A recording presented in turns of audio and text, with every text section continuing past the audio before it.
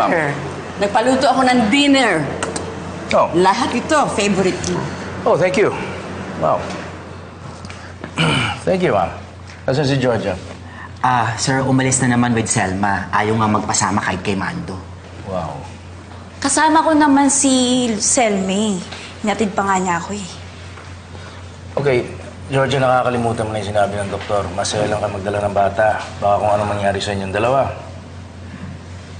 Okay? Georgia, tama naman si Ron. Mabuti na yung mag-ingat kesa kung ano pa masamang mangyari.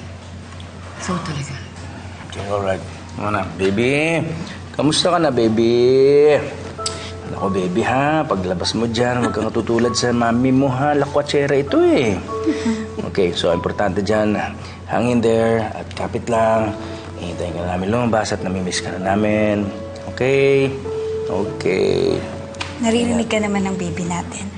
Pero alam mo, matutuwa siya kung paglabas niya, kasal na tayo.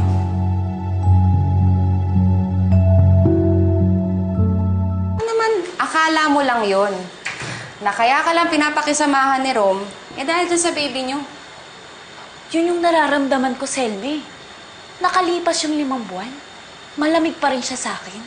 Alam mo, feeling ko nga kung hindi ako buntis, matagal na akong wala sa bahay na to. Well, mukhang si Emma pa rin talaga ang mahal niya. Pero Mars, don't worry. Mahal naman ni Roma magiging anak niyo.